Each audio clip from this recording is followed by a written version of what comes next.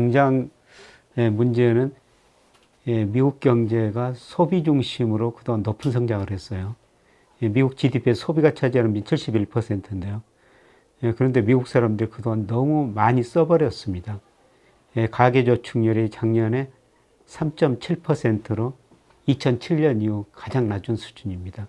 2007년이란 글로벌 금융이 바로 직전이었는데요. 그리고 금리를 많이 올리다 보니까 금리 인상 시차 효과 한 1년 정도 시차를 두고 많이 영향을 나타나거든요. 그래서 미국 가계가 저축한 돈을 많이 써버렸기 때문에 조만간 소비를 줄이게 될 겁니다. 소비를 줄이면은 기업 매출 둔화되고, 기업 경영자들 입장에서는 매출이 떨어지면은 야, 내가 너무 많은 일자리를 만들어 놨구나. 갑자기 일자리를 줄여버릴 수가 있는 거죠. 그러면 기업 이익 증가하고, 감소하고, 주가도 한번 급락하고, 단기적으로 이런 문제가 조만간 나타날 것 같습니다. 물론 정부 부채가 올라가가지고, 가계나 뭐 기업이 소비 많이 하고 투자 많이 하고 경제가 좋아지고 가지고 세금을 더 거두면 되거든요. 그런데 가계 부채도 높은 수준이죠. 특히 기업 부채는 미국도 높은 수준입니다. 미국의 GDP 대비 기업 부채, 기업들이 은행에서 빌린 거하고 회사채 발행한 거 보니까요. 거의 49% 정도 됩니다. 역사상 가장 높은 수준이 있거든요. 기업 부채도 많으니까 기업도 투자 많이 할 수 없고, 그 다음에 가계도 저축률이 낮아졌으니까 소비할 수도 없고, 그래서 미국 경제 성장률이 계속 낮아질 수밖에 없어요. 그래서 블룸버그 컨센서스 보면요, 미국 경제가 작년에 2.1% 성장했는데 올해 1.2, 내년에 0.8로 전망이 됐어요. 그러니까 IMF나 뭐 모든 그 전망 기관들이 각 나라가 내년에는 세계 경제 성장률, 국가 성장률이 올라간다는 겁니다. 그런데 미국만 내년에 더 나아진다고 그렇게 전망하고 있어요.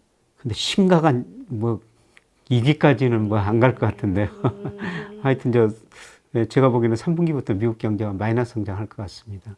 3분기부터라고 소비가 줄어들고, 네. 기업 매출 줄어들고, 고용 줄어들고, 아마 3분기부터는 마이너스, 3분기, 4분기 마이너스 성장할 것 같습니다.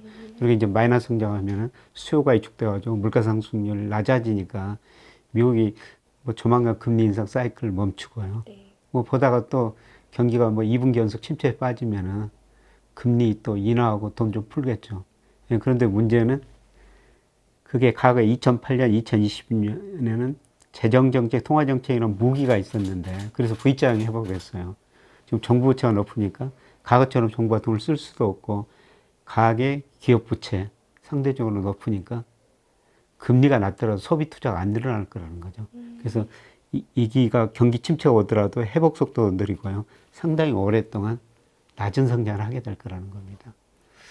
그래서 저는 애한시장을 보면서 애한시장, 채권시장, 주식시장이 있는데요. 뭐 제가 보기에는 애한시장이 제일 똑똑한 것 같아요. 근데 미 달러 지수가 작년 10월 초에 114까지 갔거든요. 근데 최근에 뭐 101, 102, 뭐 103, 뭐 이 안팎에서 움직이고 있는데요. 달러 가치가 한 10% 이상 떨어졌어요. 외환시장이 기대하는 거는 미국이란 경제가 5% 지금 금리하에서 도저히 지탱할 수 없을 것이다. 머지않아 소비 중심으로 경기가 침체에 빠지고, 미국 물가도 상승률 낮아지고 금리를 인하할 것이다. 외환시장 이렇게 기대하고 지금 달러 가치가 떨어지는 거거든요.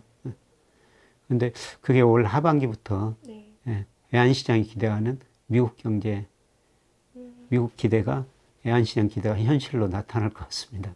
올해 주가를 보면요, 뭐 각국의 대표인 주가 지수를 보면은 미국 주가보다도 일본 주가가 훨씬 많이 올랐고요. 독일, 프랑스, 유럽 주가들이 더 많이 오르고 있어요. 그거는 주식시장이 기대하는 거는 이미 그 달러 가치가 떨어졌지만 앞으로 달러 가치가 더 하락할 것이다. 그리고 세계가 주식형 펀드 보면요, 미국으로부터는 작년 11월 이후로 계속 돈이 빠져나오고 있어요. 유럽으로 좀 들어오고 아시아 시장, 이머징 마켓으로 돈이 계속 들어오고 있거든요. 그러니까 돈이라는 게 굉장히 똑똑해가지고 수익률 높은 데로 이동해요. 돈의 흐름을 보면은 미국보다는 다른 나라 주식시장이 더 좋을 것이다. 이렇게 기대를 하고 있죠.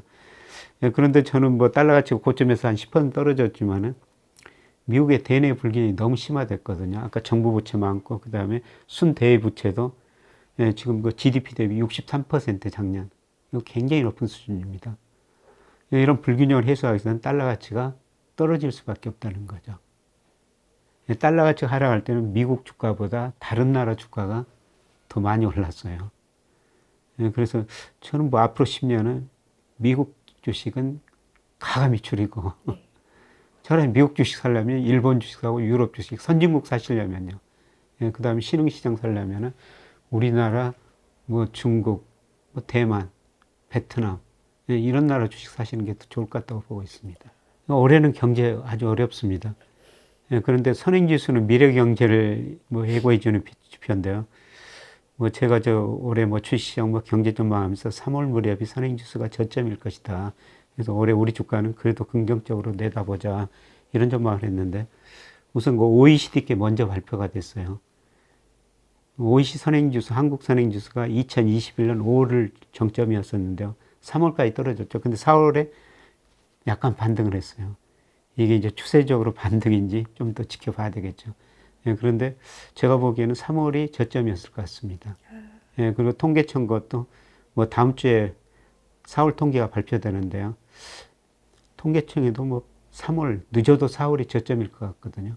근데 우리 선행지수가 오른다는 거는 내년 어느 시점에서는 경기가 좀 좋아질 것이다. 이런 걸 미리서 예고해 주는 지표예요. 알 수는 없는데 이제 선행지수가 올라간다는 거는 뭐 올 빠르면 올 4분기일 수도 있고 늦어도 내년에는 경기가 좀 회복될 거라는 거죠. 그렇다고 우리가 뭐 고성장을 하는 건 아니고요. 뭐 우리 잠재 성장이 2%대니까 뭐 거기에 회귀한다는 겁니다. 이번 떨어지고 뭐 4분기 내년 상반기 계속 오르라고 보고 있고 아까 선행지수가 초점을 치고 올라가면 경기가 회복된다는 거죠. 근데 아까 저 환율이 똑똑하다고 그랬습니다만 뭐 주식도 때로는 거품도 역거품도 발생하지만 그래도 똑똑하거든요. 올해 우리 코스피 업종별 보면 오른 게 삼성전 전기전자, 그 다음에 철강, 자동차 이런 것들이 다 경기 관련주예요. 대신 통신 서비스, 그 다음에 음식료 이런 것들은 경기 둔감주거든요. 이거 올해 마이너스 수익률이에요. 단적으로 제가 작년 초부터는 인터뷰 할 때마다 주식은 좀 비중 줄이시는 게 좋은데 그래도 주식 투자를 하면 KT 사십시오. 경기가 나쁘고 주가가 떨어진 때는 그거에 상대적으로 선방한다는 거죠. 작년 KT 주가는 올랐어요. 그런데 올해는 제가 KT 이야기하지 않습니다. 올해는 경기가 회복되니까 KT 사시려면 삼성전자 사십시오. 근데 주시장이 미리서 반영하죠. 그런 경기 관련주가 코스피 지수보다도 훨씬 2배 이상 높은 상승률을 보이고 있거든요.